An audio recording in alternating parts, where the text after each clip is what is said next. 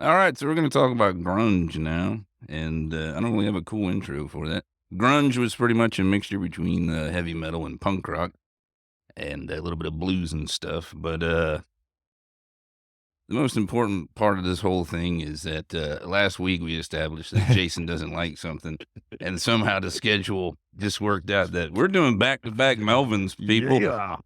One of the most influential albums in the grunge scene, Melvins Bullhead, 1991, 8 songs, 35 minutes, unorthodox stoner metal, noise rock coming out of Aberdeen, Washington. This is their third full-length album. Lineup this time is King Buzzo on guitar and vocals, Dale Crover behind the drum kit, and we got Lori Black on the bass. Melvins are all over the place, we know that, but this record falls right in there with the grunge stuff, so I was more than happy to talk about this one. Even more so, now that we know Jason hates this band. Let's get into it. This was the first album to have long songs, most of their stuff being under 2 minutes. The opening track, Boris, is 8.5 minutes of what would heavily influence the stoner doom genre. Pretty much one riff. Odd drums tumbling around, and a strange attack on the vocals. Really cool solo. It just fucking peters out at the end. It's kind of a weird song. The song was tired with itself, it seemed like. Fucking hilarious. Crazy they were doing this shit 30 fucking years ago, and the bands are still trying to capture the vibe of this song. What did you think of the opening to Bullhead, Jason? Boris. I had to check because I thought my neighbor's kids were fucking rehearsing in the garage again. Oh, Well, that's the whole grunge sound in general. Garage rock. No. That fucking- Yes, but no. that yeah, sound- but the fact that it was the same riff over and over made it even more so. Boris, what an ironic title. But totally, I can hear what what you're saying. There's some big time like Sabbath vibes on this. The last 2 minutes of it is the best part. That's where it actually has like some real grunge type vibes to it. But yeah, it was a bit of a beast to get through that opening track.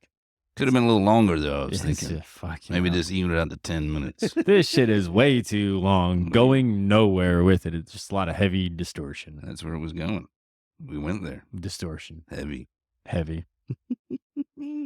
Anaconda. This song's cool, man. Killer groove. Kind of like Quicksand, Skunkworks type of stuff. Not a big fan of the vocals, but you know what I mean. But it's a good one. You think of Anaconda. It doesn't want none unless you got buns. Huh? That's true. Don't lie to me. But no, seriously, I already like this better than anything on Stoner Witch. Oh, yeah? Which is not saying a lot since I gave it a 1. Right. But this does have like the shitty Nirvana Bleach type vibe to it, which is cool to me. I also don't care for the vocals, but I really did enjoy the music on this one. Yeah, his vocal was really odd, but there was some slightly interesting drumming on this one. Yeah, Dale does. Not all cool drummy shit. Jordanson here. Ligature. This is a good example of when Buzz will be playing a riff, and it sounds like he's just kind of fucking around, not paying attention, and then the vocals or the drums or something will come in, and you realize, oh, that was a riff in there.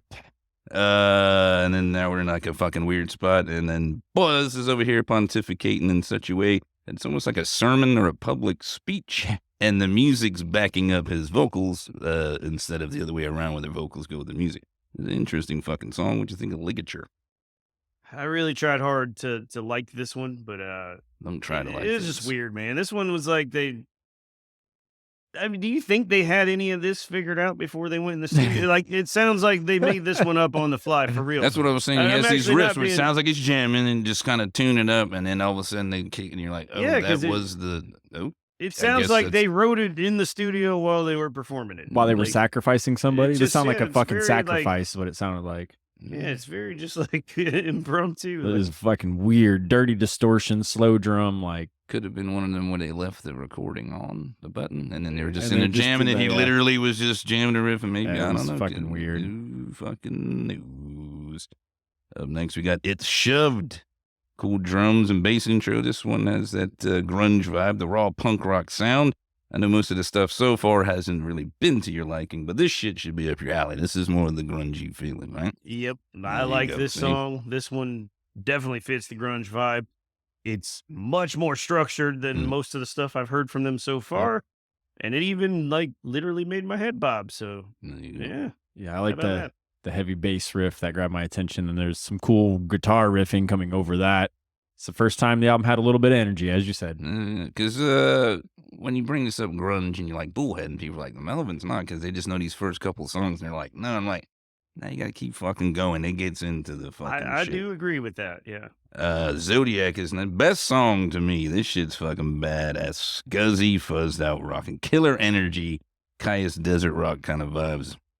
Yeah, this one wasn't terrible to me. I hate the vocals on it, but I can definitely vibe with the dirty punk rock sound on the music. I didn't hate this one at all. Yeah, the last track had energy, and this one picked it up even more. The bridge gets pretty heavy, and it's more sludgy. No, yeah, gotta love sludge. Here's something for you. If I had an exorcism, snarled, mumbles, stumble unintelligibly before this dirty thing oozes along until it progresses into an anxiety-inducing noisemaker. Yeah. Fuck. That fucking noise went on way too long. It's one of the ones where, like, you say the Melvins and people think of that, and I'm like, yeah, I get there's that. It's like there's cool shit too, but there is that. There's make your skin crawl, nails on the chalkboard. Like, what is this fucking noise? As you anxiety inducing. That was rough. Yeah, they like fucking with you. You're blessed. Cool drums and a riff. Part arena rock, part early black metal, and part doom. Cool bluesy solo sludge noise rack. I like that one. I did like this one. Mostly instrumental, which works well for me for this band. I dug it. There's a noise, an effect in the first few seconds of that song that reminded me of the original Texas Chainsaw Massacre. So that was pretty cool. All right. Up next, we got Cow. Killer heavy riff with intentionally buried, odd, snarly vocals. A cool drum solo. The dude has the weirdest fucking groove. Like there's pieces missing from the puzzle, but underneath it all, the motherfucker is on time. Love Dale Crover. It's one of my favorites. That's like one of my favorite things about the fucking band is that dude's drumming. This is a cool way to end the record, I think. So what do you guys think of Melvins this time? So surprisingly, I like this as a closer. I think it's probably overall the best song on the album. And even though it's not the type of thing I would normally be into, I like the way they closed it out and, the way it just kind of ended up with just the drums at the end. It kind of went out like that. But overall, we started with a 1 on Stoner Witch, so it can't be worse, right? This album is marginally better than Stoner Witch. It still, to me, sounds like some dudes fucking around in a garage more than it does professional musicians. But the songs were much more tolerable on this album. It's still not really anything I'd care to listen to again outside of a few shining moments that I did enjoy. But I give Melvin's Bullhead a 2 out of 6. Upside down pedigree. So a slight upgrade. Yeah, and definitely, Cow. That really saved it, I think, too. Yeah. That was a good one. Right. Yeah, Kyle was an interesting closer, but there's like weird sounds buried into the mix. Like, was that his vocal? Probably. It was like fucking the whole his whole vocal thing the whole time. He's just mumbling, snarling, bellowing, and he's a fucking weird guy. It sounded like a frog buried in the mud or something, but I did like the long drum outro. But yeah, the album overall had a heavy Black Sabbath influence throughout, but without the catchy songwriting. None of this was bad, and I'd vibe with it as background music, but it's not something I'd seek out. I enjoyed Stoner Witch much better than this album. Bullhead gets a 2 out of 6. Double barreled it. Nice. Interesting. Right. Yeah, I kind of figured you'd like the Stoner Witch one better. Yeah. This one, you don't like raw, punk rocky sounding shit, and this is 91. This is about raw. For the record, Melvins put out a new song just the other day that I thought was pretty interesting. I can't think of the name of it offhand, but yeah. Well, sometimes you rock out there and say it's called Duct Tape Banana. It was not. Had a pretty cool party riff to it. So good name for an album.